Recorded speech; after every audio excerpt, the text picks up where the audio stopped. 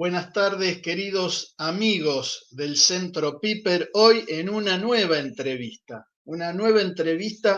con un gran sacerdote, muy querido, muy estimado por nuestro centro y también por nuestros compatriotas en general. Nos estamos refiriendo al padre Justo Antonio Lofeudo, a quien entrevistaremos hoy. Tenemos el honor de entrevistarlo con este tema tan actual: crisis en la iglesia y advertencias marianas. Nada más y nada menos, un gran tema, una gran entrevista. El padre Justo Antonio Lofeudo es misionero de la Santísima Eucaristía y hace muchos años trabaja en Europa, misionando. Y realmente para nosotros es un honor, una gran alegría tenerlo, Padre Justo. Buenas tardes y gracias por recibirnos hoy. No, al revés, gracias por invitarme. Es un honor tenerlo, un honor tenerlo por acá, Padre. Es mutuo. Además lo recordamos, le decía recién al Padre, cuando estando por nuestra ciudad, allá por los principios de los 90, por ahí, en Mar del Plata, pudimos conocerlo personalmente. Así que es una gran alegría presentando un libro, y después vamos a hablar también de un nuevo libro del Padre Justo al final de la entrevista. Padre, para romper el hielo, para romper el hielo. Eh, que tenemos que hacerle una pregunta, porque hay opiniones diversas sobre la iglesia, ¿no? Y el título de esta entrevista que queríamos ponerle era Crisis en la iglesia y advertencias marianas, así que vamos por la primera parte.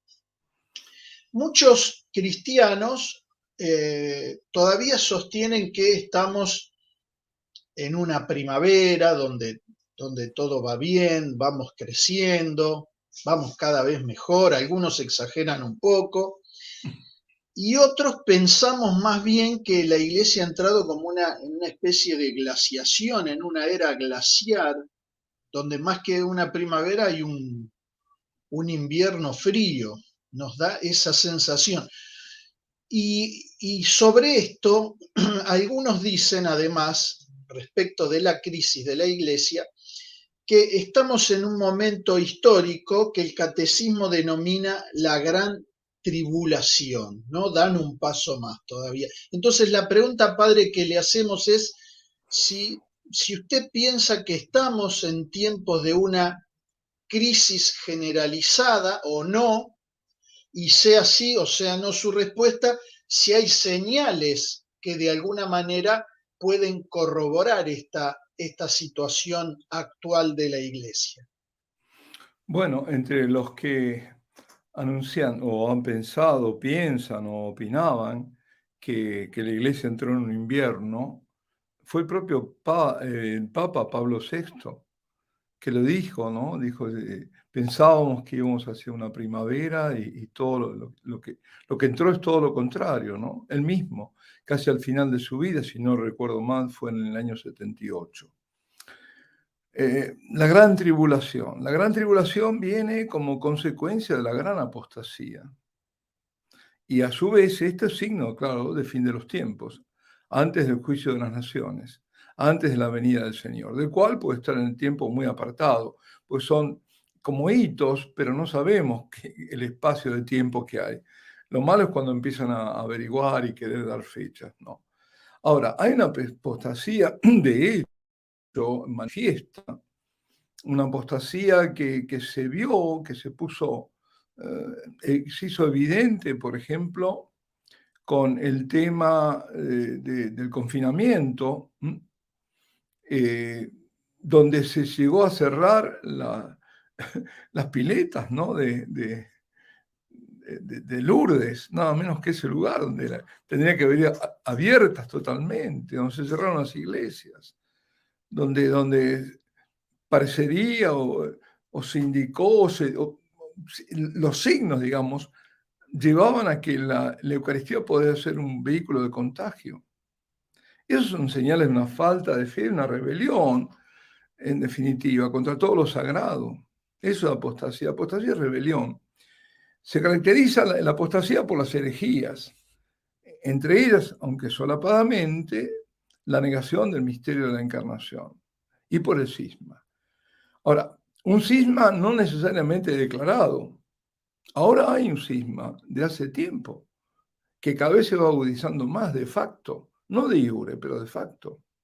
Ahora, estos son signos del final de los tiempos, son signos escatológicos, como lo es el enfriamiento de la caridad, como es la conversión o iluminación de los judíos también. Porque eso también se está viendo, hay signos, algunos han pasado directamente, han dado el paso último, que es la conversión al catolicismo, que es la Iglesia Católica, la única iglesia fundada por Cristo. Pero otros están en pasos intermedios, como los judíos mesiánicos. Entonces sí hay señales, algunas incipientes, pero aún no empezó lo que se llama la gran tribulación, ¿no? Cuando el Señor, esto es en el capítulo 24 de San Mateo, dice que se va a levantar pueblo contra pueblo, que habrá hambre, epidemias, terremotos, que nos van a entregar al martirio, a los que lo seguimos a Cristo, que nos van a odiar, y que muchos se van a escandalizar por todo esto, y que van a traicionar unos a otros, y que van a aparecer falsos profetas, y está lleno de falsos profetas, que engañan a mucha gente. Y que el crecimiento de la maldad, se va a enfriar el amor, ahí lo dice, en la mayoría, que era el signo que decía, ¿no? La caridad.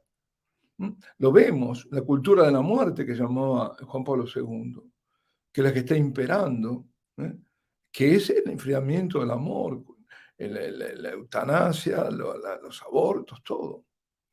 Y dice también, se va a anunciar el evangelio del reino en todo el mundo. Bueno, me pueden decir que hay, yo no sé, 1.000 millones de personas que no han llegado al evangelio, no lo sé. Pero en realidad ha llegado a este mundo conocido. Yo recuerdo siempre, a propósito de esto, el funeral del Papa Juan Pablo II en Roma. Yo estaba ahí, entre tantísima gente, por supuesto, ¿no? Y se veía en pantallas ahí en el Sagrato, en donde estaban los cardenales, y todavía soplaba un viento fenomenal. En otros lugares no, pero ahí soplaba un gran viento. Y quizás se recuerden que sobre el ataúd estaban los evangelios, e iban pasando las hojas hasta que al final se cerró.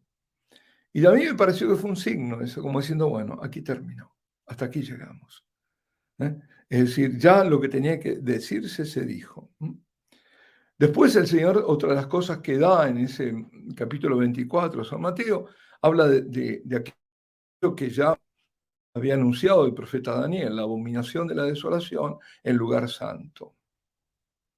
Y ahora nos damos cuenta que la abominación de la desolación se refiere a la Eucaristía. La Eucaristía, es decir, poner un ídolo en la iglesia, por ejemplo, es la abominación de la desolación. Y entonces ahí dice atención, porque al final, ya lo veremos, ¿no? Lo que persigue Satanás primero es quitar a Dios de la escena de los hombres y promover el ateísmo, pero el ateísmo no es el punto final del plan diabólico. El punto final es que él quiere ser adorado, ponerse en lugar de Dios. Y dice ahí también el Señor, habrá una gran tribulación como jamás ha sucedido desde el principio del mundo hasta hoy, no volverá a haber. Y si no se acortan aquellos días, nadie podrá salvarse. Es decir, tan tremenda de ser. ¿Cuándo será? No sé. Pero que hay, digamos, indicios ya, sí. Dice, menos mal que en atención a los elegidos se abreviarán aquellos días. Ahora, yo creo que en atención a los elegidos, la primera elegida es la Virgen. Es la Virgen la que va a lograr abreviar esos días.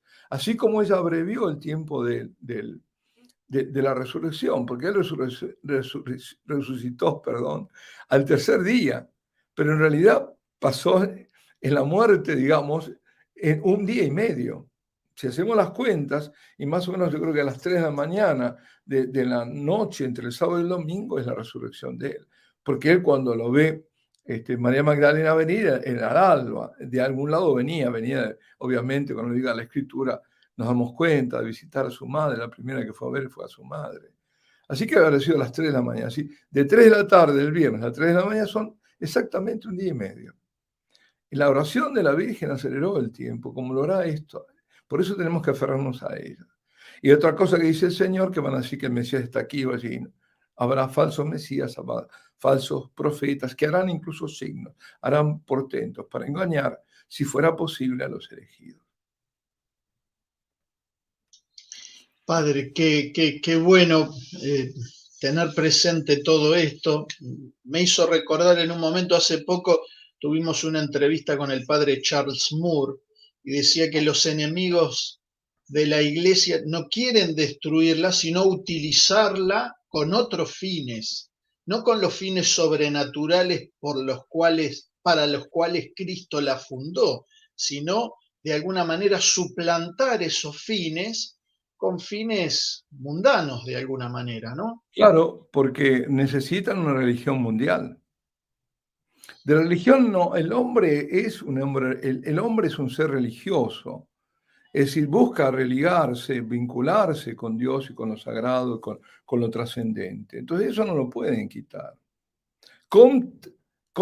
Augusto Comte, incluso en su locura, en todo el positivismo, vio al final que había una necesidad de una religión. Y armó hasta una religión con un catecismo y todo, ¿no? Pero bueno, porque se ve que, es decir, nosotros tenemos una expresión en Argentina que la conocemos, que era el vaciamiento de empresas. Cuando al final vaciaban la empresa, ¿no? La compraban y la vaciaban. Pues es eso, es el vaciamiento de la iglesia, socavarla. Han visto que en lugar de combatir a la iglesia, lo importante era infiltrarse en la iglesia para tomarla y utilizar toda esa red que tiene la iglesia, su esencia de católica, su nota que es católica, ¿no? Es decir, pero le quitan todo lo demás, es decir, se quedan con lo católico, con lo universal, pero no es una, porque la dividen, no es santa, no es apostólica, no tiene nada que ver con los apóstoles. Es lo que llamaba el cardenal Wojtyła la antiiglesia. La iglesia y la antiiglesia. Exacto. De mi recuerdo, uno de los discursos de los primeros años también del Papa Juan Pablo II habló de la antiiglesia y de la antievangelización también, ¿no? De la antievangelización. Padre, ¿es posible que a causa de todo esto que usted mencionó, de esta apostasía, digamos, que parece más o menos generalizada, es posible que Dios nos castigue? Le pregunto antes de dejarlo contestar, le pregunto porque algunos cristianos defienden la postura de que no castiga a Dios y otros afirman lo contrario. Incluso algunos blogs, algunos portales de renombre, algunos blogueros han entrado en disputas sobre esto. Entonces, primero, quizá la primera pregunta sería, ¿Dios castiga o no castiga? Y la segunda pregunta es si a causa de esta gran apostasía que estamos viviendo, de la cual usted señaló tan claramente estas señales que parecen indicar que esto es así, bueno, preguntarle si Dios puede castigarnos, si es posible que veamos o que ya estemos viendo una gran purificación en nuestros días de parte de Dios. Bueno, Dios castiga, claro que sí. Como decía San Luis María Guiñón de Montfort, castiga en el tiempo para salvar en la eternidad.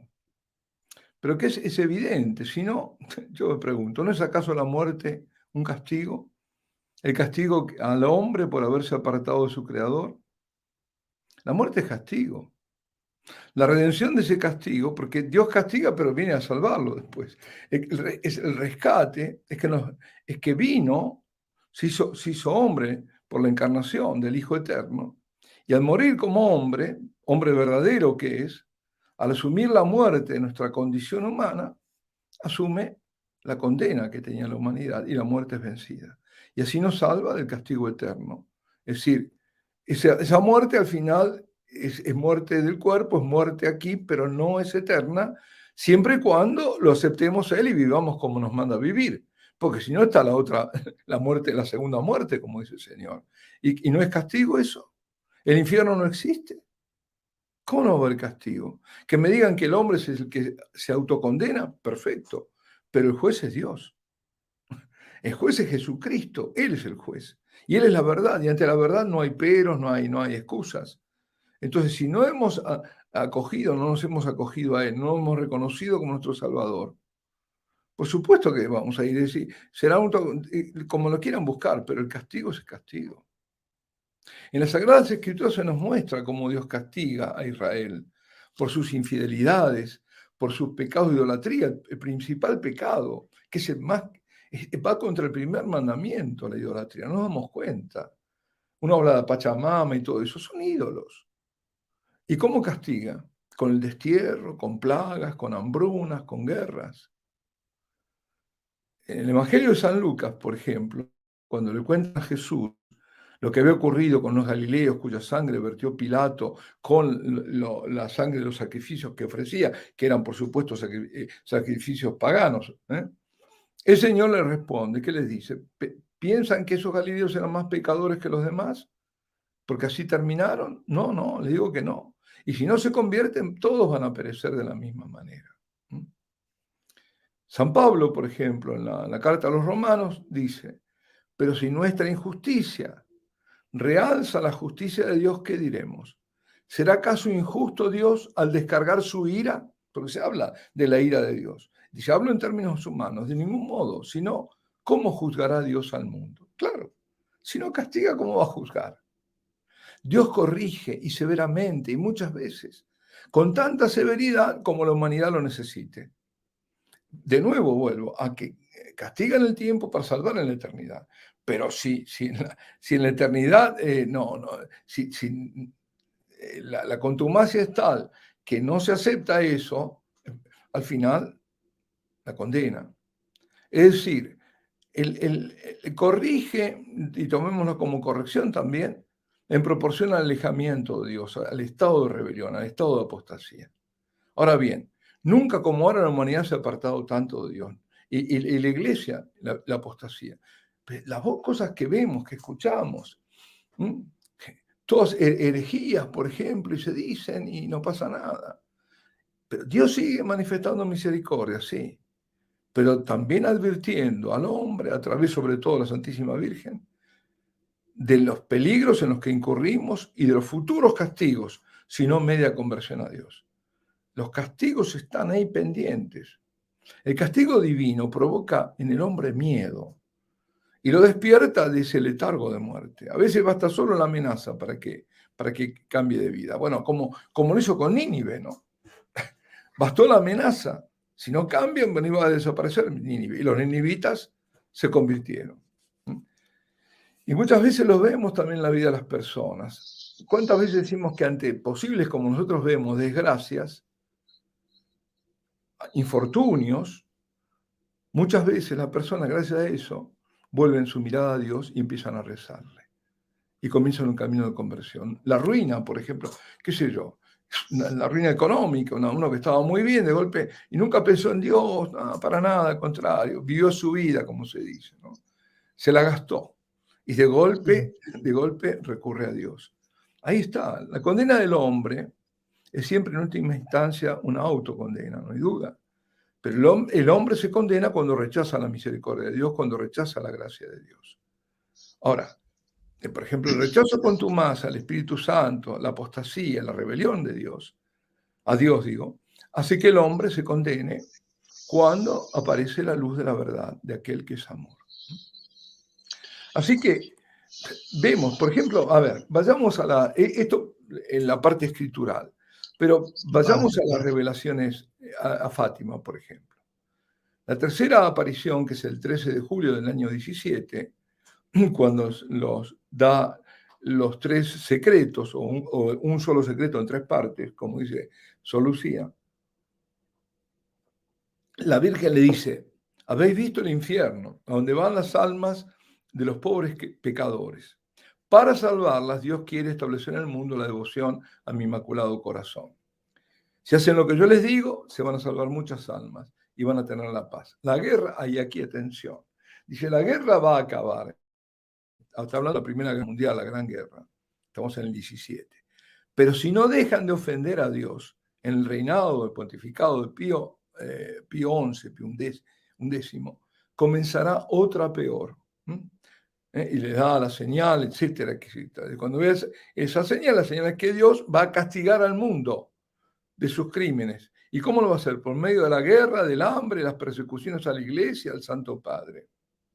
Para impedirla, porque Dios no viene, nos da todas las instancias, nos avisa, mira que mira que te va a pasar esto, mira que te voy a castigar, y te voy a castigar. Si yo no te castigo, tú te destruyes. Si Dios no castiga a la humanidad, se destruye. Se destruye. Dios no puede permitir que se destruya, porque está de por medio el Hijo que ha asumido nuestra humanidad. Entonces no va a permitir que se destruya, pero el castigo va a venir. Porque si no, nos matamos todos. Entonces, para impedirla, la Virgen dice que va a venir a pedir la consagración de Rusia a su Inmaculado Corazón y la comunión reparadora de los primeros sábados, porque las dos cosas van juntas. Consagración de Rusia al Inmaculado Corazón y la reparación. En los primeros sábados al Corazón Inmaculado. Bueno. Y dice que se convertirá a Rusia si se hace todo lo que dicen, ¿no? Y no se hizo. Y si no, va a venir lo que Rusia va a ser como el látigo de Dios, ¿no? Así que al final, aunque todo esto pueda ocurrir, el corazón inmaculado de la Virgen triunfará, ya lo dijo, ¿no? Porque llegará el momento en que el Papa consagrará a Rusia, que todavía no se ha hecho, y que se convertirá y será concedido al mundo un tiempo de paz. No se hizo porque, bueno, eso es harina de otro costal, pero no fue de acuerdo a las condiciones. Fue Rusia, Ucrania, fue una oración, no fue una consagración, un montón de cosas más metidas, en fin.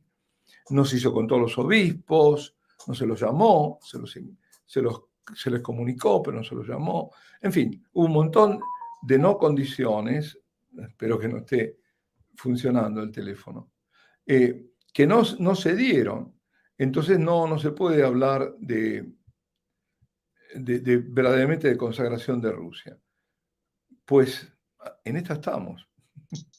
Así es.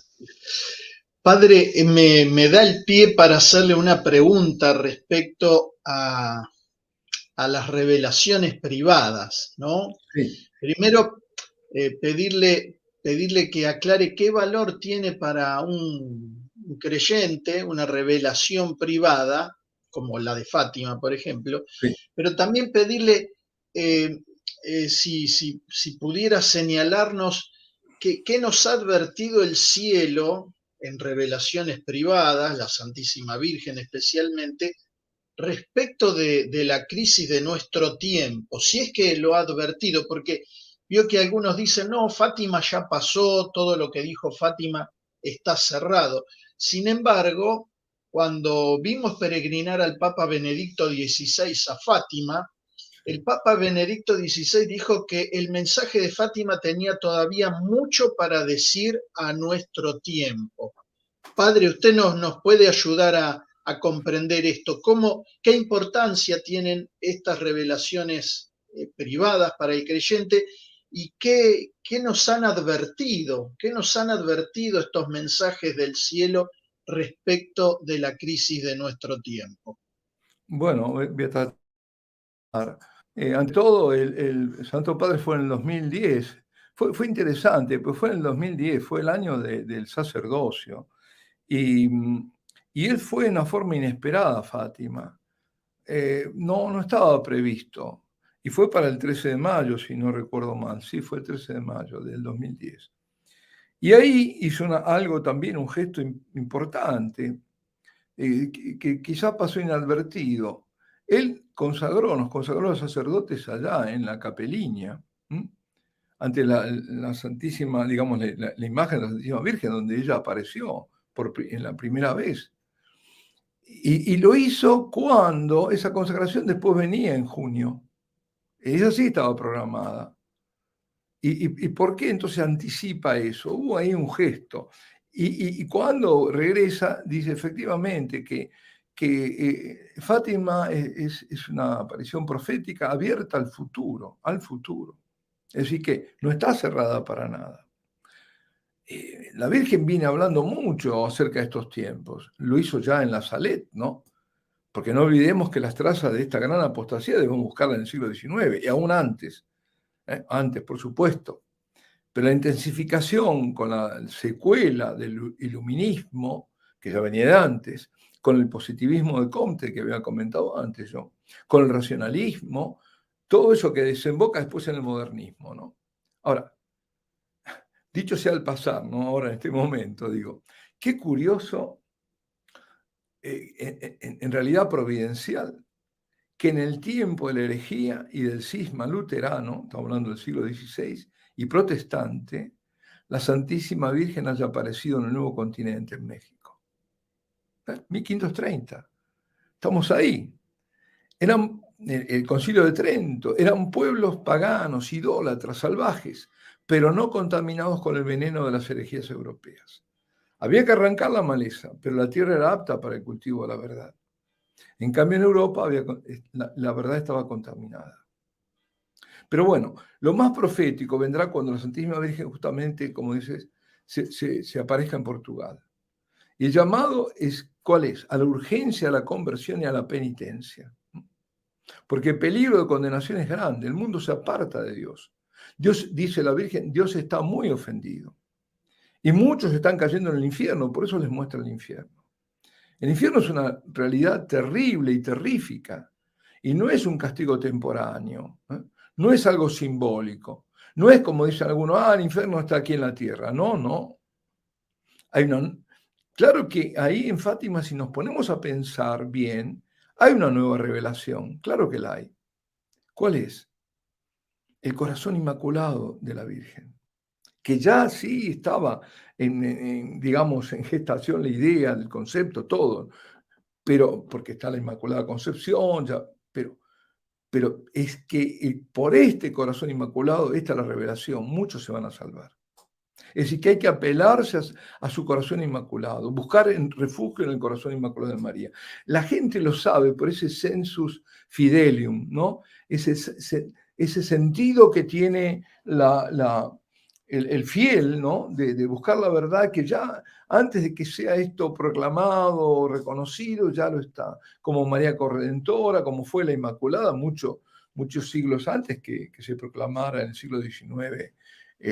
Pero ese sensus fidelium, ese sentido que tiene el fiel, de reconocer las verdades, no tiene nada que ver con el vox populi, del populismo, ¿no?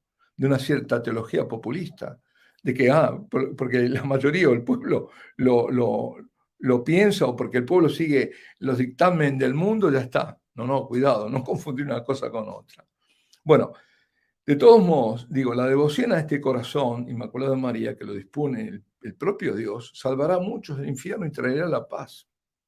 Fijémonos que Dios va preparando los acontecimientos, todo va, para que al final vaya madurando y se reconozca que ese corazón inmaculado de María, que está íntimamente unido al de Jesús desde siempre, y en particular en la cruz, por tanto, ¿qué pasa? Si ella va a salvar ese corazón de la corredentora, como se muestra simbólicamente en el reverso de la medalla milagrosa. Los dos corazones, ahí está. Y Rusia debe ser consagrada a su corazón inmaculado para que se convierta toda la nación y de instrumento de destrucción, como látigo de Dios, se convierta en lugar de irradiación de paz. Y dirá, no me acuerdo dónde lo dice, quizás en Fátima creo que fue, que en Rusia es donde va a ser más venerada. En todo, de cualquier otra nación, Rusia es donde más van a venerar a la Virgen. Bueno, luego está Ámsterdam, Nuestra Señora de todos los pueblos. En este mundo hedonista, que huye de todo compromiso, que busca aturdirse, que no acepta el sacrificio, que impone la vida, ¿no? El mensaje recurrente en Ámsterdam es la cruz de Cristo. Debe volver la cruz de Cristo al centro del mundo, dice. Es decir, la necesidad de sacrificio por amor. Dice que nada va a cambiar, al contrario, las cosas irán a peor si la cruz no es puesta en el centro. Estamos hablando del año, creo que comienza en el 45. Bueno, en el 47, Aida Perdeman, que es la vidente, le advierte la Virgen, fijémonos, diciembre de 47, sobre armas bacteriológicas y otros inventos infernales. Y le presenta una imagen extraña. Mira el cielo y parece que disparan algo, dice, en el aire. Y pasa volando frente de ella, ¿no? Rápido, que no puede ni verlo casi. Tiene una forma de cigarro o de torpedo, dice, y es de color aluminio. Y de pronto algo estalla en la parte posterior. Eso lo tenemos ahora con los misiles. Y empieza a tener sensaciones raras, porque eso lo hace la Virgen que perciba además. Dice, estoy viva pero no vivo. Y ve imágenes espantosas de personas con caras hinchadas, llenas de úlceras, una especie de lepra, enfermedades terribles, mortales, cólera, lepra, grandísimos sufrimientos, ve como gérmenes que flotan en el aire, como un polvo muy fino, y ve esas cositas negras, no sabe qué son. Y le pregunta a la Virgen, y le dice, ¿son vacilos estos? Y ella le responde, es algo infernal. Y dice, después siente ella que se hincha toda, ¿no? Y le dice esto a la Virgen, escuchemos, 47, y eso lo están inventando. Y luego en voz muy baja le dice, ese ruso, pero también los otros, todos. Y después dice con fuerza, pueblos, estáis avisados. Y se va. Y la oración que es escatológica, porque habla de corrupción, habla de calamidades y guerra. Es la oración que pide que se rece todos los días al Espíritu Santo. Es decir, a ver, la voy a tratar de recordar. Señor Jesucristo, Hijo del Padre, manda ahora tu Espíritu sobre la tierra. Haz que el Espíritu Santo habite en el corazón de todos los pueblos, para que sean preservados de la corrupción, de las calamidades y de la guerra. Que la Señora de todos los pueblos, que hundiera a María, sea nuestra abogada. Ahora, esa no fue aprobada. Fue aprobada la oración, pero no como que hundiera a María, porque a mí también como que hundiera a María. Entonces, quedó todo lo igual, que la Señora de todos los pueblos, la Santísima Virgen María, sea nuestra abogada. Y después tenemos Garabandal, porque estamos hablando de la iglesia, ¿no? También sobre todo. Todo esto que está aconteciendo en el mundo, pero la repercusión en la iglesia. Y que la iglesia además, es lo que pasa en la iglesia, inmediatamente pasa al mundo, ¿no? Como pasaba con Israel. Era en la religión donde se originaba todo. Si había pecado de idolatría, la pagaban todo después. Garabandal advierte la gravedad de la situación de la iglesia, que pocos lo notaban en aquella época. Estamos hablando del año 61 al 65, casi en paralelo con el Concilio Vaticano II. Y ahí habla de la devaluación, de la degradación de la Eucaristía, de lo que está pasando con el clero. Cuando dice cardenales, obispos y sacerdotes, son muchos los que van por el camino de la condenación. Ojo, en aquella época, por eso nunca iba a poder ser aprobada. Muchos los cardenales, obispos y sacerdotes que van por el camino de la condenación, arrastrando con ellos muchas más almas. Ahora, algunos pueden pensar, bueno, eso ya está, ya lo estamos viendo, ahora es evidente, porque bueno, se puede pensar en los escándalos sexuales, un horror tremendo. Los escándalos financieros económicos, otro error tremendo. Pero lo peor de todo es la degradación, la apostasía de la fe. Eso es lo que lleva a la perdición a muchos. Los otros por escándalo, la gente se escandaliza, se va de la iglesia por estos escándalos que estoy diciendo, ¿no? Pero, ¿qué pasa cuando yo enseño lo contrario de lo que Dios me dice que nos ha dicho? Esa es la condenación. Además, en Garabandal se habla de un sínodo como disparador de todos los demás acontecimientos fuertemente escatológicos. Es como un preaviso. El sínodo está dicho como un preaviso. Va a haber un sínodo. Cuando Conchita lo dice, le dice, no, será, dice la madre o la tía, dice, un concilio, porque estaban en el concilio. No, no, no, la Virgen dijo sínodo. ¿Y qué tenemos ahora? El sínodo de los sínodos, el sínodo de los obispos, el año próximo, dentro de pocos meses, bueno, no sé, pero no es tan lejos. Y ese como disparador, como un preaviso. ¿Y el aviso cuándo viene? El aviso, según Garabandal, viene cuando hay una grandísima persecución y cuando todo el comunismo está abarcando todo el mundo. Esto es lo que dice. Me estoy yendo un poco por las profecías, pero bueno, creo que No, sí. muy bien, padre, porque estas verdades, estas advertencias del cielo, muchas veces, por alguna extraña razón, en algunos ámbitos de la iglesia, son olvidadas y hasta a veces deliberadamente ocultadas, ¿no? Y Sí, la verdad es que nos viene muy bien recordar esto, es impresionante, es estremecedor este detalle de que la Virgen le dijo que era un sínodo, ¿no? Algo para pensar sí, sí, serenamente, sí. cristianamente, con esperanza cristiana, pero también con un realismo cristiano que hoy no nos puede pasar desapercibido. Es que yo lo veo demasiada coincidencia y lo dijo, no estoy inventando nada, son hechos objetivos, ¿no? Pues eso fue dicho. Después tenemos Tres Fontanes, creo que Tres Fontanes no es conocida. La Virgen aparece ahí como Virgen de la Revelación. ¿Revelación qué es? El Apocalipsis. ¿Mm?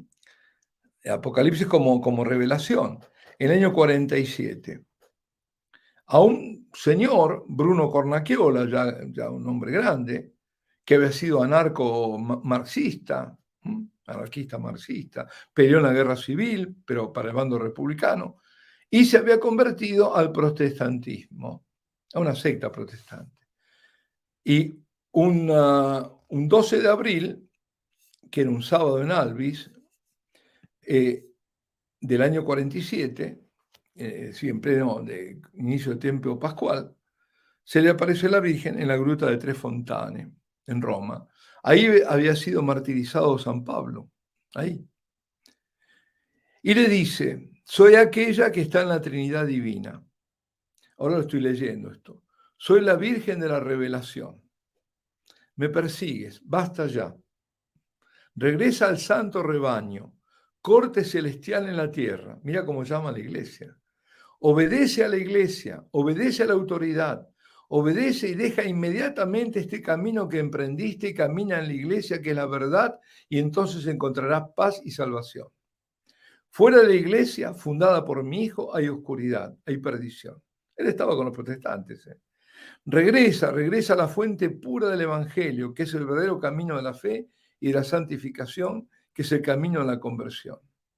Y después le agrega, el juramento de Dios permanece y es inmutable. Atención, los 9 viernes del Sagrado Corazón que hiciste, amorosamente empujado por tu fiel esposa, antes de entrar en el camino de la mentira, te han salvado. Está confirmando los 9 primeros viernes de la devoción del Sagrado Corazón, que él, empujado por yo no sé con qué ánimo lo habrá hecho, pero para darle, bueno, le habrá insistido a la mujer y lo hizo. Lo salvó eso, lo salvó. Así que la Virgen no es indiferente en cuanto a que si es cristiano te salvas, no. Pero además le habla del falso ecumenismo, fíjate, Exacto, dice exacto. en otra oportunidad, ¿no? Dice, hijos míos, la salvación no está en reunir todas las religiones para hacer un amasijo de herejías y de errores. Reunir todas las religiones para hacer un amasijo de herejías y de errores. Los hombres deben vivir según la iglesia y no la iglesia vivir según ellos. Los hombres deben persuadirse de la verdad. La doctrina de la iglesia es de Cristo. No cambiéis la doctrina, sino vuestros corazones, para vivir según esa doctrina, para la salvación vuestra y la del prójimo. Y exhorta a ser prudente porque la ciencia, dice, renegará de Dios, la ciencia. Tre Fontane, desde Pío XII, todos los papas la han aceptado. No está aprobada formalmente, pero él lo visitó muchas veces al Papa Pío XII, Bruno Cornacchiola, le dio la daga con la que él le iba a matar. Él lo iba a matar. Una daga. El Papa riendo, dice, bueno, habría habido un Papa muerto, pero habrían repuesto otro Papa, un Papa mártir y otro Papa. Ahora, además, Tre Fontane anticipó el dogma de la Asunción de María. Yo creo que se basó en eso también el Papa Pío XII. Y bueno, Juan Pablo II hizo celebrar una misa por el cardenal Descour ahí en Tre Fontane, ¿no? Por eso digo, es prácticamente reconocida, ¿no? Varias veces lo recibió el Papa Pío XII a Cornacchiola, también Juan Pablo II, también Juan XXIII lo recibió. Y hubo una visión que vio un talar, un hábito talar por el suelo y una cruz rota. Y entonces la Virgen le dice, después le explica, los pastores del rebaño no cumplen con su deber. Demasiado mundo ha entrado en sus almas como para escandalizar al rebaño y desviarlo del camino. Antes de que Rusia se convierta y abandone el camino del ateísmo, se desatará una tremenda y grave persecución. Reza, se puede detenerla. Alejado de las cosas falsas del mundo, de los espectáculos vanos, de la prensa obscena. Satanás está suelto por un periodo de tiempo y encenderá el fuego de protesta entre los hombres. Hijos, sed fuertes, resistid al asalto infernal. Toda la iglesia sufrirá una tremenda prueba para limpiar la carnalidad que se ha infiltrado en sus ministros. Sacerdotes y fieles serán expuestos a un peligroso cambio en el que el mundo a la perdición se lanzará al asalto a través de todo tipo de medios, falsas ideologías, falsas teologías. Después dice otra cosa, desde el oriente un pueblo fuerte, pero lejos de Dios, lanzará un tremendo ataque y romperá las cosas más santas y sagradas. El mundo entrará en otra guerra, más despiadada que las anteriores. Mayormente será golpeada la roca eterna, es decir, Roma. Y dice, la ira de Satanás ya no se detiene. El Espíritu de Dios se retira de la tierra. La iglesia quedará viuda, quedará a merced del mundo. La más afectada será la iglesia de Cristo para limpiarla de la inmundicia que hay en ella. Los sacerdotes serán aplastados y asesinados. Y aquí, dice la explicación de la cruz rota junto a la sotana del desvestirse exterior sacerdotal. Y luego, yo pensando en el tema, empecé a buscar, digo, bueno, no me fue difícil porque estaba en el libro. Bueno, Akita, por ejemplo.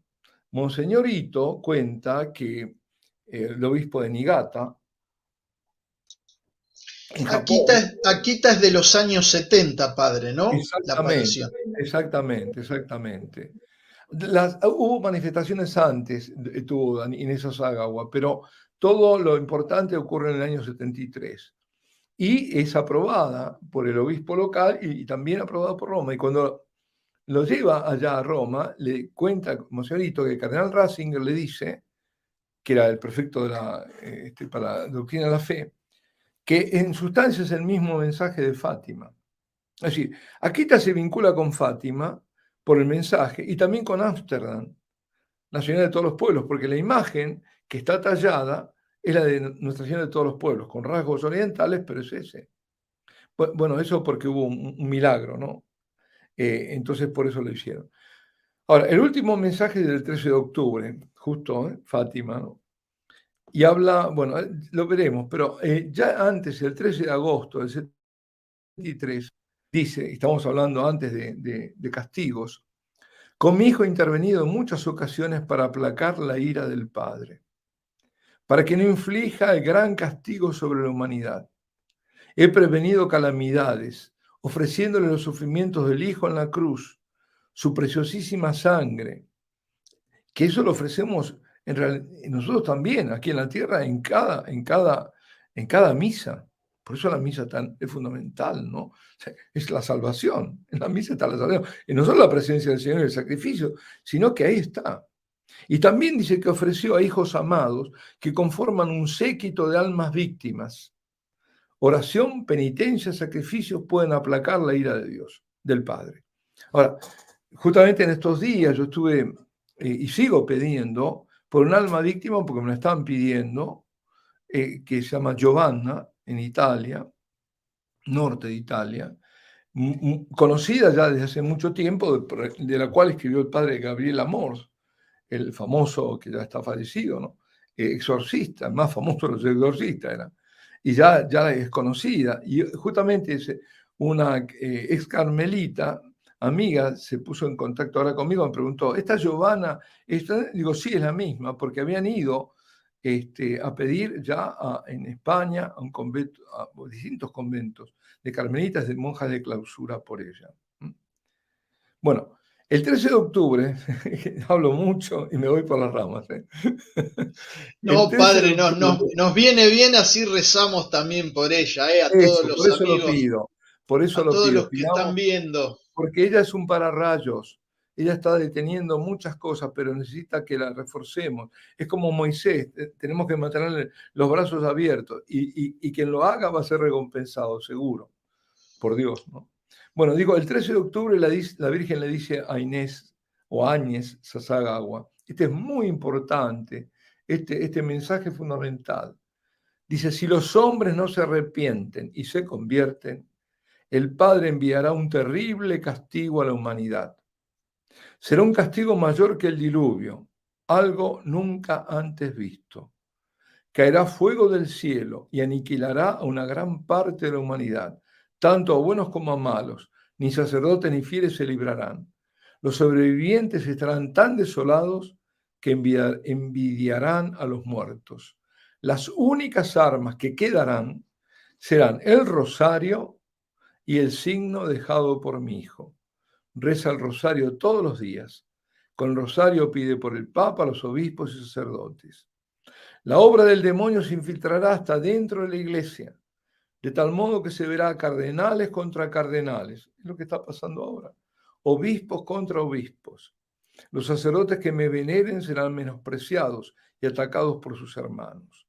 Iglesias y altares serán saqueados. Lo que está ocurriendo ahora, de hace unos años. La iglesia estará llena de aquellos que acepten compromisos con el mundo. Y el demonio logrará que muchos sacerdotes y consagrados abandonen el servicio del Señor. El demonio será sobre todo implacable contra las almas consagradas a Dios. Pensar en la pérdida de tantas almas es el motivo de mi tristeza. Si los pecados aumentan en número y gravedad, no habrá más perdón para ellos. Con valor transmite este mensaje a tu superior, es decir, al obispo. Ahora, perdón, porque me has preguntado antes y ahora me recuerdo sobre el tema de digamos, la revelación privada, ¿no? Como que a Sí, un veces poco, digo menospreciada, eh, pero dejada. Bueno, es exacto. verdad. ¿Qué valor tiene, no, para Sí, nosotros no, yo creyentes? me fui un poquito. Bueno, se sostiene que no es necesario creer una llamada revelación privada. Yo digo llamada revelación privada, ahora les explico por qué. No, dicen, no es necesario para permanecer en comunión con la iglesia. Es decir, incluso una persona podría no creer en Fátima, lo cual para mí es grave, pero bueno, un católico dice, no me hablen de Fátima. Está bien, no quiere saber nada de Fátima. Por eso no va a dejar de ser católico, no va a dejar de estar en comunión con la iglesia. Es decir, no son vinculantes estas apariciones, estas revelaciones privadas en cuanto a formar, estamos hablando de revelaciones privadas aprobadas, ¿no? Bueno, en cuanto a formar parte del cuerpo místico de Cristo. Es decir, alguien puede ser, pero si no, no tiene por qué creer o seguirla. Bueno. Pero creo que esto es incompleto. Primero, habría que decir que hay diferentes grados de revelaciones privadas en cuanto a importancia. Nadie puede dudar de la importancia de Fátima. Ha habido papas que han ido, es decir, es muy importante. O de Lourdes. Los motivos son diferentes. Fátima por su carácter profético y además visto, ¿no? Y además corroborado por el cielo con lo que ocurrió el 13 de octubre de 1917, ¿no? El milagro del sol. Y luego Lourdes por los milagros, sobre todo los milagros, tan extraordinarios como para haber convencido y convertido a un médico ateo, que sería luego premio Nobel, Alexis Carrel. Llegó como ateo y partió como creyente. Pero también Lourdes como santo lugar de alivio del sufrimiento, de consolación, de milagros, ¿no? También de otro tipo, ¿no? No solo físico. En todos está la actualización, en todas estas revelaciones, apariciones, que hay un algo que es común, que es ese perenne llamado a la conversión. Y cada lugar habla para su tiempo, pero al mismo tiempo para todos los tiempos. Hay una actualización de las verdades evangélicas, una reconfirmación. Cuando tú ves un milagro y es un milagro eucarístico, lo que sea, un milagro en Lourdes, dice, aquí está la verdadera religión, ¿no? Te lo recuerdan de una forma. Y por ejemplo, pienso a Henri D'ivac, ¿no? La medalla milagrosa. Esa medalla que mandó a acuñar la Santísima Virgen, y por los tremendos milagros que hubo, la gente, el pueblo creyente, y el que se volvió creyente por esa, como pasó a Alfonso de Ratisbon, la calificó de milagrosa. No se llamaba medalla milagrosa, una medalla la Virgen mandó acuñar, pero tantos milagros hizo, tantas sanaciones en la peste, tantas cosas, son innumerables. A mí mismo me ha salvado. Yo tendría que estar liquidado. El día de la medalla milagrosa me da un ataque al corazón en la sala de espera del cardiólogo. Y yo había ido porque no creía, pero me empujaba, ¿no? Que ese corazón, decía, no, que va a ser el corazón. Ahí me dio el ataque. Y de ahí a meterme 3 stents, ¿no? Digo, el día del 27 de noviembre. Y en esta medalla hay un compendio de dogmas marianos. Está la anticipación de la Inmaculada Concepción, 24 años antes, porque es de 1830. Oh María sin pecado concebida, la Inmaculada Concepción. Y también la medianera o mediadora de todas las gracias, donde se ve que de los manos de la Virgen salen las gracias. Son las gracias que vienen del corazón de Cristo y pasan en la cruz y pasan por el corazón de María y de ahí vienen. Y también de Corredentora, en el reverso, si lo miramos bien, ahí está María Corredentora. Bueno.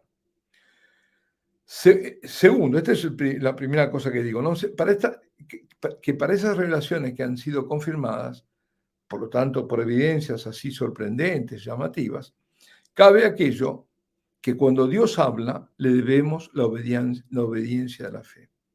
Y Dios nos está mostrando que está hablando. Por lo que digo, porque Lourdes no es poca cosa, Fátima no es poca, hay hechos fundamentales.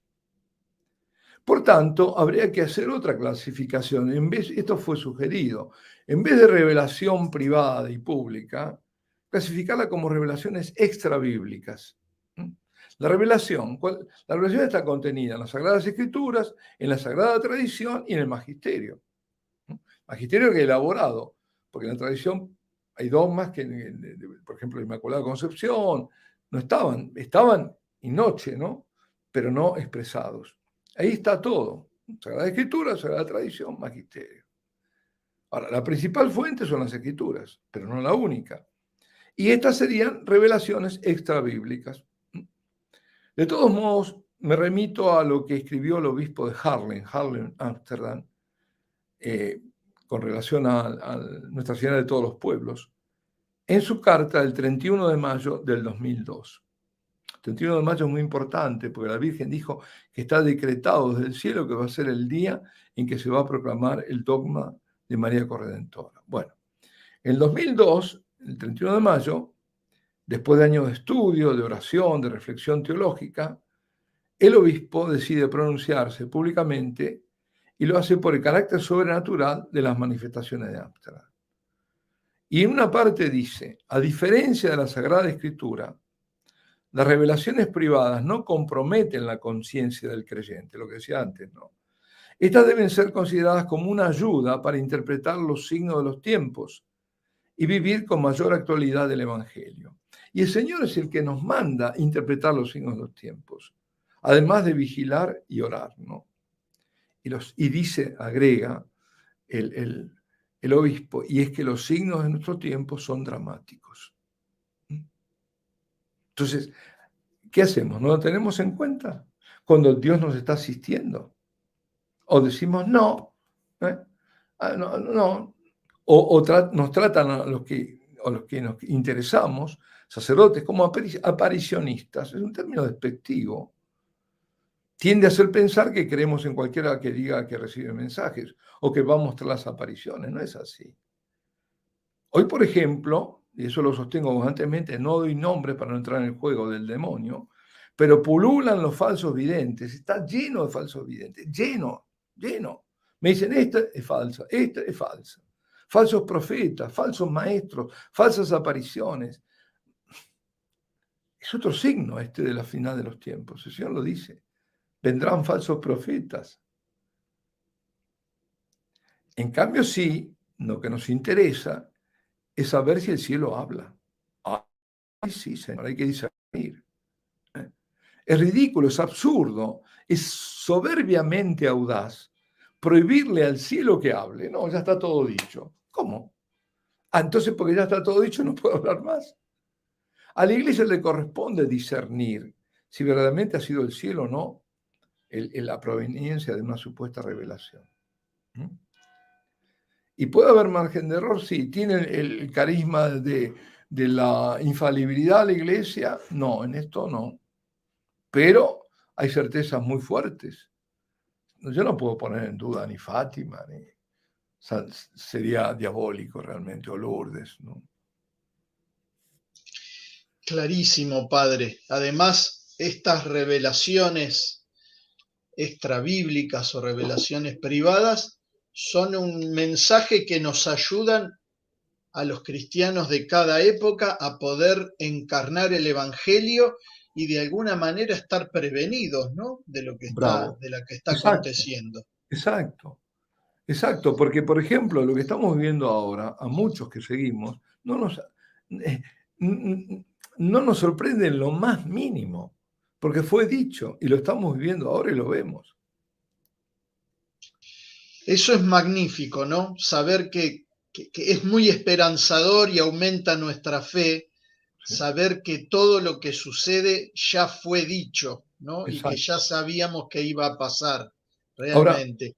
hay una cosa, Cristian, que es esto. Hay muchos que andan alrededor de las apariciones para dar fechas, imagina. Eso hace mucho daño. Primero, no hay fechas, no hay que y no, y porque lo que sea. Es decir, que giran en una forma, yo diría, morbosa y promueven la cierta morbosidad de mucha gente que quiere saber, no para convertirse, sino para saber cómo van a ser las cosas. Cuidado con eso también. Cuando hay una aparición que te dice ta, y te va indicando exactamente ciertas cosas, cuidado, cuidado. Exacto. Padre, de alguna manera, ya lo dijo, pero le tengo que hacer la pregunta explícita, porque decíamos que muchas veces estas apariciones son ocultadas o premeditadamente ocultadas, pero le tenemos que preguntar, ¿estas apariciones contradicen en algo la revelación pública cristiana? Es decir, la Sagrada Escritura y la Sagrada Tradición en algún punto, o más bien están en la misma línea de la revelación pública. No, no pueden contradecirlo porque en el juicio de discernimiento que hace la Iglesia, si hubiera algo que contradice, no puede ser aprobado. Tiene que estar en la misma línea. Es decir, están explicitando de una forma, están actualizando, están diciendo algo que ya estaba. Exacto. Padre, el apóstol San Pablo en la segunda carta a los tesalonicenses habla de un catejón, usa esa palabra para designar el obstáculo que impide la manifestación plena del misterio de la iniquidad hasta que sea quitado de en medio, dice en el versículo 7, si no me equivoco, segunda Tesalonicenses 2:7. Le preguntamos qué es, qué le parece a usted que es o quién es, si es que es una persona, este catejón profetizado por San Pablo y del cual mucho se habla, ¿no? También en esos círculos donde enfermizamente se busca una fecha, etcétera, se habla mucho de este tema. Así que le preguntamos a usted porque usted va a poder orientarnos desde la sana doctrina respecto de la interpretación de este catejón. Sí, es cierto que es un algo y un alguien, porque está en en dos momentos mencionado y por la expresión gramatical griega, en un caso es algo y en otro caso es un alguien. Bueno, ante todo, el misterio de iniquidad ya está obrando. Se viene manifestando desde la aparición de Cristo, desde la encarnación. Por decirlo de alguna forma, van en paralelo. El misterio de la encarnación y el misterio de... Y es antagónico, por supuesto. Y el culmen de este misterio de iniquidad es cuando se manifiesta el impío, como lo llama justamente en esa carta, la segunda carta a los tesalonicenses San Pablo. El hombre de iniquidad, que es el anticristo, ¿no? Él no lo llama así, pero es el anticristo. Y él efectivamente dice que hay un algo y un alguien que lo retiene, que impide la manifestación. Este impedimento, este catejón, la palabra griega que es por obstáculo, por impedimento, como digo, es un algo, es un alguien. Bueno, a partir del siglo IV, vamos a los padres de la iglesia a ver qué pasó. Siempre se debatió esto, no es nuevo. Y en aquella época, siglo IV, se creyó que era el Imperio Romano. Cuando el imperio se convierte al cristianismo, se vuelve confesional. Ese era el algo, y el alguien, la figura del emperador. Podrían pensar algunos. Pero incluso en la Roma pagana se pensó que como el imperio garantizaba el orden contra el caos, porque apostasía es rebelión, revuelta, rebelión, también podría haber sido el imperio anterior a la adopción del cristianismo como una religión oficial. Se dieron otras posibilidades, otras conjeturas. Para Teodoreto era un obispo de la escuela de Antioquía, también estamos en esa época, era el Espíritu Santo el que detenía el catejón. Luego, cuando pasa el imperio a Constantinopla, Roma sí, pero en cuanto a sede de la cristiandad. Hubo otras, digamos, pero estos son lo que más se determinó, más, yo no digo unánime, pero más frecuente. Pero hemos entendido, y yo soy de los que piensan, que es el papado, el catejón, el algo, digamos, y un papa en particular el que lo impida. Será el del tiempo del anticristo ese papa. Ahora, si el anticristo está ya aquí, todavía no se manifestó, entonces es de conjeturar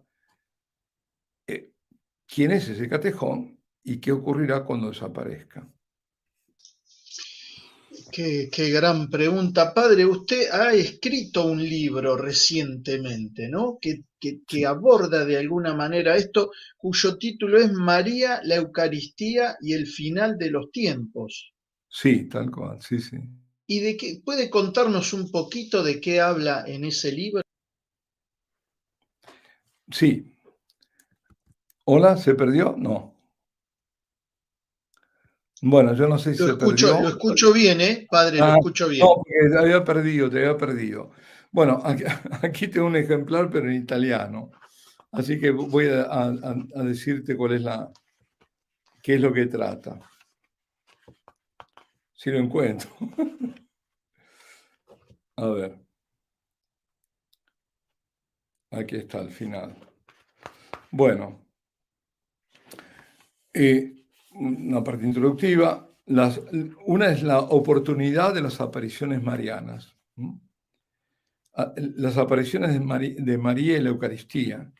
Y ahí trato la Virgen de Guadalupe, la del Pilar, Nuestra Señora de Lo, en Francia, que no es muy conocida y muy importante, la Medalla Milagrosa, la Salet, Lourdes, Knock, en Irlanda, Fátima, Nuestra Señora de todos los pueblos en Ámsterdam, Tre Fontane, lo saqué de aquí esto, la Virgen de Garabandal, Akita, Kibeho en Ruanda, Medjugorje, Civitavecchia. Y después, bueno, la conclusión sobre todo esto, sobre el tema del final de los tiempos. Es decir, lo que voy tratando es la vinculación entre estas revelaciones marianas, en general todas aprobadas, salvo, bueno, Medjugorje y Garabandal, pero para mí totalmente dignas de crédito.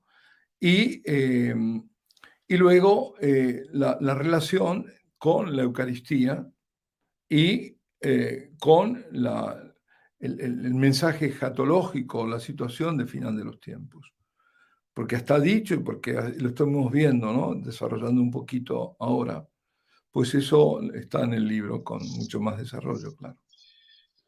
Padre, ¿cómo hacemos para los que estén interesados, que nos están viendo ahora en vivo o que van a ver a demanda después este video? ¿Cómo accedemos al libro? ¿Cómo podemos adquirirlo? Bueno, depende de dónde. En España está publicado. Lo que pasa es que no tengo aquí ningún ejemplar para dar la dirección. En Barcelona. Ajá. Sí, está, pero no tengo la dirección aquí, lamentablemente. Y Estoy impreparado. no hay problema, padre. Pero podemos buscarlo por el título María, la Eucaristía y el final de los tiempos, ¿no? Para Sí, poder ubicarlo, sí. quizá. En Amazon también está. Ah, Y, perfecto. y para Argentina no sé si está, porque ahí está la señora Victoria Pose, que es la que lo ha... Pero no me acuerdo del nombre de la editorial tampoco. Bien, bien. En Argentina. Entonces nos vamos a comunicar para ofrecerlo a los amigos de Argentina y después en la caja de este video pondremos el enlace para Amazon.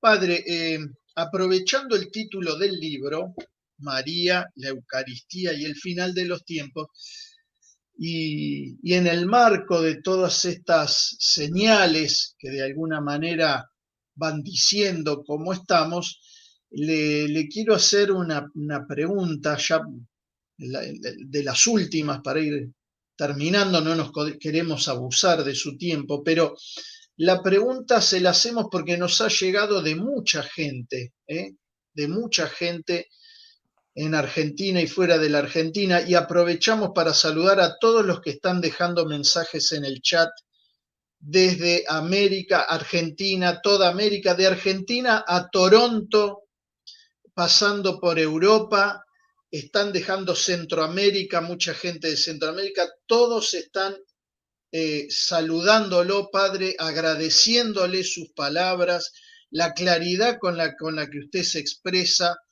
La verdad que es un orgullo que usted sea un argentino, se lo digo como compatriota, nos llena de un sano orgullo cuando tantos quieren falsificar todo y usted se mantiene fiel a la verdad, dejando a los correctos políticamente que falsifican a un lado y diciendo la verdad que es lo que debemos hacer los cristianos. Bueno, ahí en Estados Unidos nos están saludando, en España. A todos les decimos, vamos a dejar el enlace al pie de este video para que lo adquieran por Amazon. Y para los amigos de Argentina, vamos a averiguar también la forma de adquirirlo y lo vamos a dejar también en el box de este video. Padre, la pregunta es la siguiente. a causa de los últimos acontecimientos en muchos ámbitos que son de público conocimiento y que no nombramos porque si no después nos van a censurar el video en YouTube, pero a causa de los últimos acontecimientos, muchos católicos que saben que la Iglesia recomienda comulgar de rodillas y en la boca, y saben que la Iglesia reconoce el derecho a los laicos de comulgar de pie o de rodillas y en la boca, han sido obligados, me atrevería a decir, en muchos casos se han burlado de ellos, han sido obligados a comulgar en la mano. Y eso ha violentado muchas conciencias. Entonces la pregunta es ¿qué debemos hacer o qué podemos hacer los católicos que queremos comulgar como manda la Iglesia, es decir, de rodillas y en la boca, haciendo reserva del derecho que la misma Iglesia nos reconoce a los laicos sobre el modo de recibir la comunión?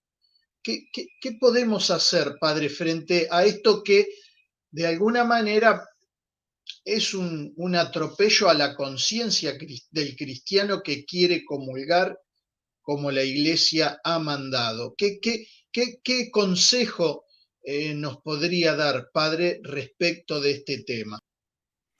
Sí, lamentablemente es muy extendido.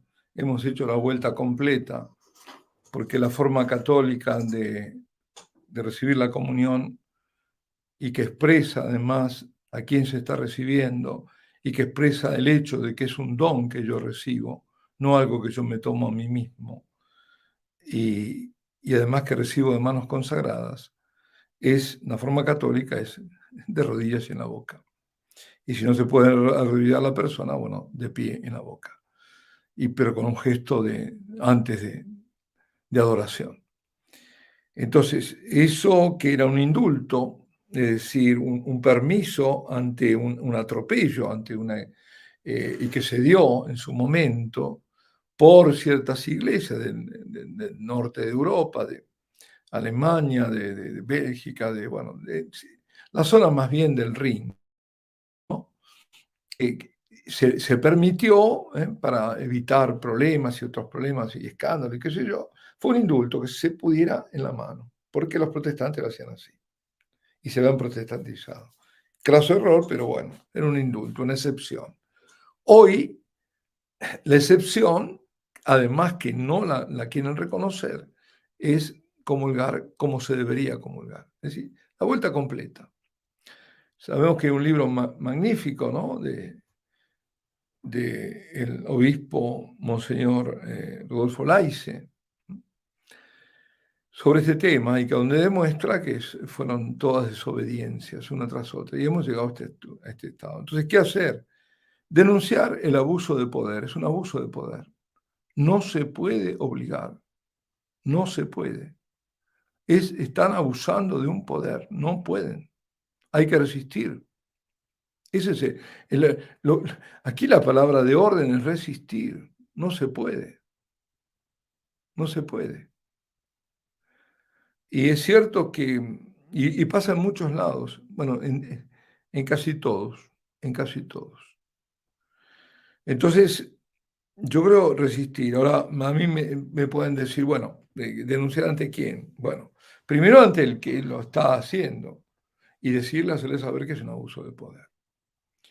Y luego, si no atiende razones, ante el obispo, subir.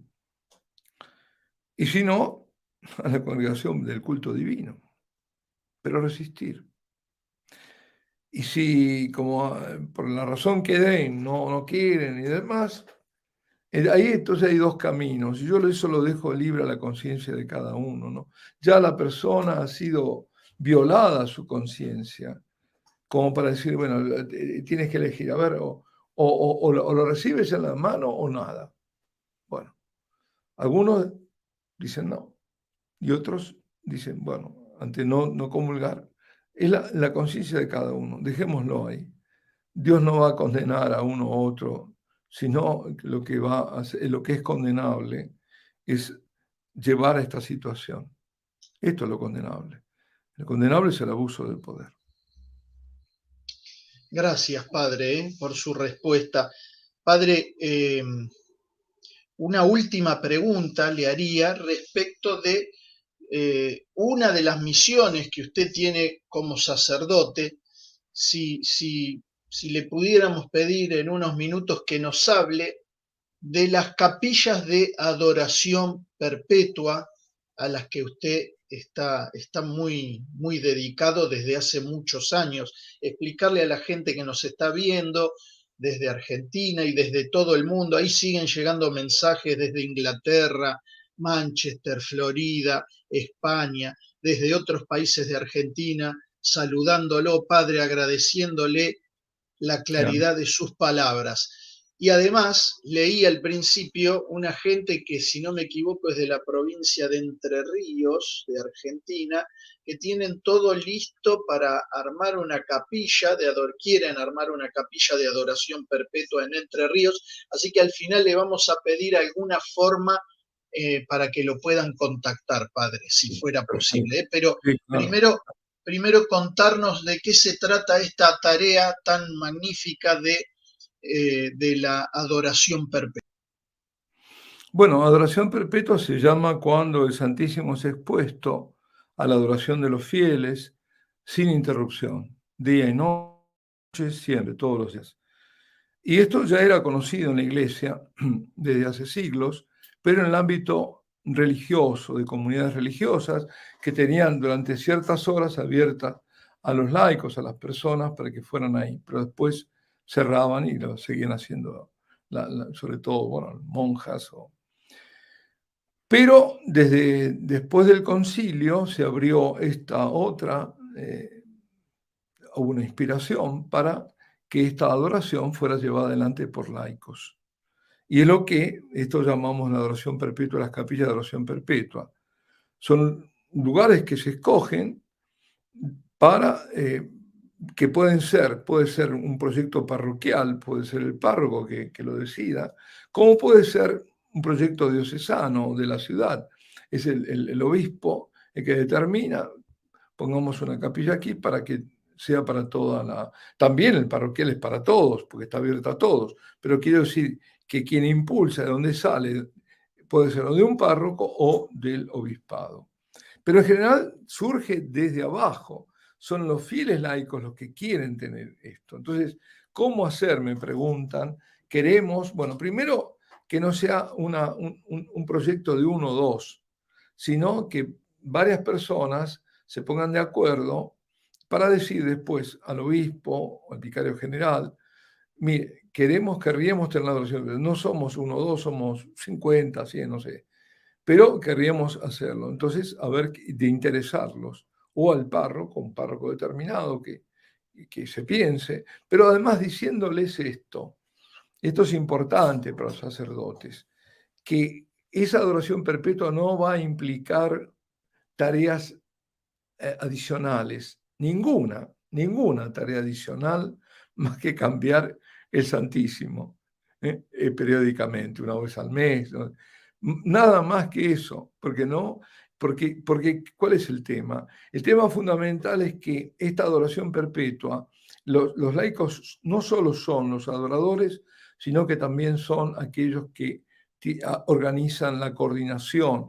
La coordinación es un servicio funcional solamente, no hay superestructuras, sino que hay en estas, para montar la adoración perpetua, digamos, hay dos pilares. Un pilar son las predicaciones y los encuentros que se hacen, sobre todo el misionero que predica y recoge a través de esas predicaciones, sobre todo en las misas, ¿no? Las misas dominicales, se recogen las adhesiones que salen de las predicaciones y generalmente las predicaciones en la homilía del domingo. Para hacerlo esquemático, hay otras formas también. También se convoca a personas, a encuentros, que sea el lunes, otros días, y donde también se puede hablar ya con más amplitud, ¿no? Con menos restricción de tiempo. Y se les invita, se distribuyen invitaciones de todo, bueno. Y entonces ahí con 3 puntos nada más. El primero es si quieren participar con 1 hora semanal.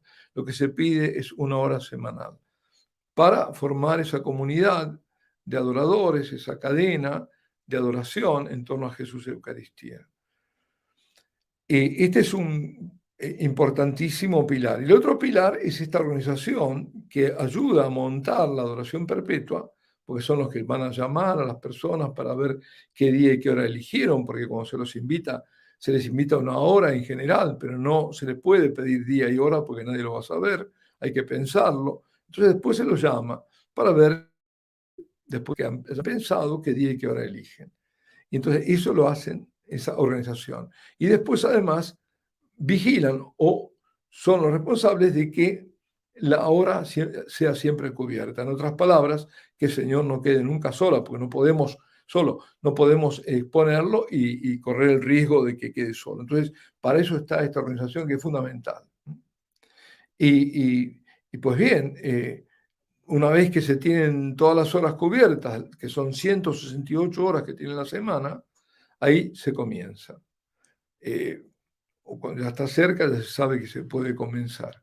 Esto dicho así, rápidamente, como dice en la cáscara de nuez, ¿no? Para decirlo. Pero es importante que primero,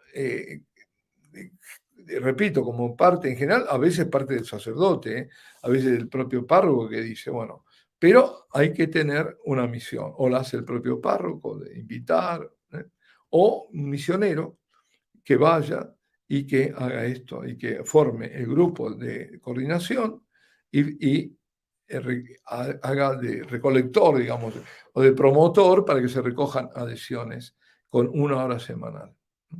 Ese es el esquema. Bueno, ahí agradecen mucho, están preguntando cómo armar en Manchester también una capilla de adoración. Padre, ¿hay alguna página en internet, algún Sí, modo sí, de sí, sí, comunicarse? sí, sí. Que se pongan en comunicación con nosotros. Yo les voy a dar, a ver, la página en español es Adoración Eucarística Perpetua.es.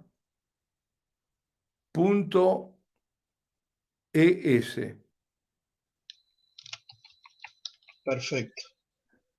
No, que no, Adoración todo junto, Eucarística Adoración Perpetua. Eucarística Perpetua.es. Bien, Bueno, la italiana, bueno, la de Francia es, no sé, porque cambiamos el nombre, pero, porque por ejemplo para Inglaterra, bueno, sino que escriban ahí a Adoración Perpetua ES y me digan lo de Inglaterra, porque nos ocupamos nosotros. Porque si perfecto. no, la francesa era, a ver, Ado, todo junto, Ado de adoración, perp de perpetuel, PERP, Perfecto. .fr. Pero cambió, creo, pero bueno, si van ahí, creo que desvía a la página nueva. Perfecto. Entonces ahí animamos a todos los que quieren comunicarse con el Padre y ver el tema de las capillas de Sí. adoración perpetua en esta dirección, ¿eh? Y ahí se derivarán. Bueno, agradecemos, lo están saludando, Padre, desde México, desde Colombia, desde Roma, desde España, desde Estados Unidos, en fin, usted es muy famoso, Padre, ¿eh? Lo están saludando de todos lados, ¿eh? Y todos muy, muy contentos con esta entrevista magnífica. Padre, le haríamos una última pregunta que Sí, es sí. pedirle un consejo a la vista de todo este panorama que hemos estado viendo y reflexionando, usted ha estado reflexionando sobre él. ¿Qué, qué le parece que podemos hacer los laicos de a pie como nosotros para afianzar nuestra vida cristiana en este tiempo de crisis? ¿Qué le parece que debemos hacer hoy o afianzar hoy en nuestra vida como cristianos para crecer en nuestra fe, en nuestra esperanza y en nuestra caridad?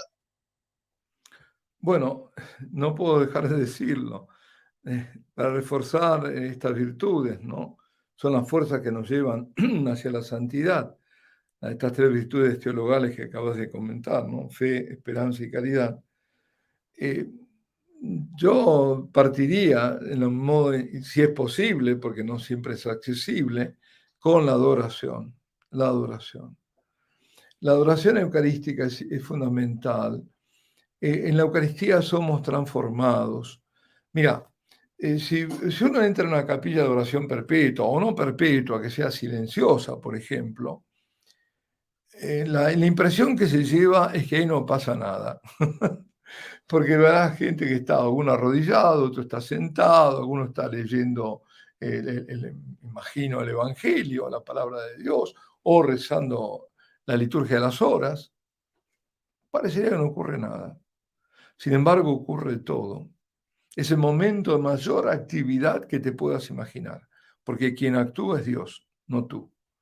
Es decir, tú dejas y va a actuar en la medida en que tú te abras, ¿no? En que te abras, en que abras tu corazón, en que abras te dispongas a Él. Entonces, Él va a actuar. ¿Y cómo? Y va a actuar en ese sentido, en hacerte crecer, porque una capilla de oración y perpetua es una capilla de crecimiento espiritual, ¿no? Donde se crece, donde ocurren grandes cosas, ¿no? Y aparentemente nada, sin embargo ocurren, porque es Él que está ahí irradiando sus gracias. Y por supuesto intensificar la oración y sobre todo el rosario. Dios le dio un poder enorme al rosario. Un rosario meditado, aunque sea mínimamente meditado, aún mejor. Pero no solo intensificar no solo quiere decir más oración, aunque sí, si hago un rosario, hacer dos, es decir, dos misterios, tres o los cuatro, sino que la oración sea más profunda, que sea menos automática quizás. Igual siempre es válida, no, pero para avanzar, digo. Cuanto más avanzamos en este sentido, más tranquilos estaremos ante los acontecimientos. Por supuesto, también el ayuno, la penitencia. La Virgen pide siempre penitencia. La lectura de la Sagrada Escritura, que nos nutre. La palabra de Dios nutre. La palabra de Dios sana. Sobre todo el Evangelio, ¿no? Si es posible participar de grupos de oración, el mejor sería el familiar, ¿no? Rezar en familia. Alabanzas al Señor. En esto es lo que yo aprendí de los carismáticos, alabar al Señor. No somos capaces de alabarlo, o de agradecerlo. De eso lo aprendí de mi madre, agradecer a Dios. Pero mi madre, bueno, agradecía, comenzaba el rosario, pero todo era, no sé cuántos minutos eran de agradecimiento al Señor. Por esto, por aquello, sabía agradecer y después pedía. Primero eran los agradecimientos, después los pedidos. Y por supuesto la vida sacramental, confesiones frecuentes y bien hechas. Y también Eucaristías frecuentes, no solo el domingo. Celebrada, me refiero, ¿no? Celebración. Y lo fundamental, perdonar y amar, porque vamos a hacer, eso lo sabemos, que por más que hagamos, si no tenemos caridad, nada sirve, dice San Pablo. Vamos a ser juzgados en el amor. Tenemos que estar siempre preparados para el encuentro con el Señor, que puede ser ahora mismo, mañana, o no sabemos cuándo. Estamos hablando de la parusía, ¿no? Todo esto son signos ante la venida del Señor. Pero esa parusía es presencia, y esa presencia la tenemos en el Santísimo.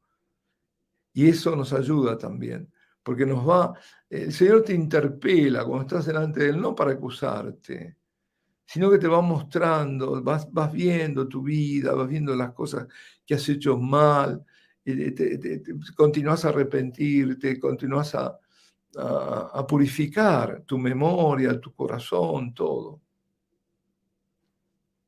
Ahí está. No hay grandes cosas. Hay pequeñas cosas, pero que hay que hacerlas muy bien. Lo que siempre ha hecho la iglesia, ¿no? Hacer Eso, lo que siempre ha hecho la iglesia.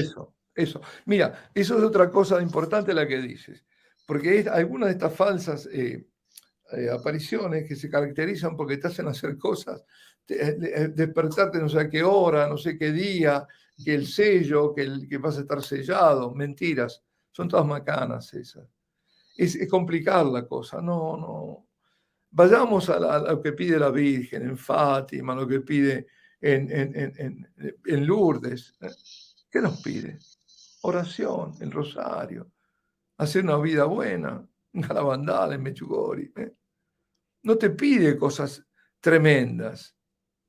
Lo que pasa es que mucha gente le gusta todo eso y al final no hace lo que debería hacer. Así es. Padre Justo Antonio Lofeudo, muchas gracias por este tiempo. Hemos robado 1 hora y media ya, pero Me robaron nada. magnífica, 1 hora y media magnífica. Un placer, Padre, escucharlo. Y antes de despedirnos de usted, queremos rogarle una bendición de parte de Dios para todos los que nos están viendo en vivo ahora desde todo el mundo, y también para los que van a ver eh, a demanda después este video. Padre, una bendición de parte de Dios para todos. Sí, por supuesto. Invocando la intercesión de María Santísima, nuestra Madre, y también la de San José. Nunca nos olvidemos de San José. Importantísimo. La bendición de Dios Todopoderoso, Padre, Hijo y Espíritu Santo, descienda sobre ustedes y permanezca para siempre. Amén. Muchas gracias, Padre.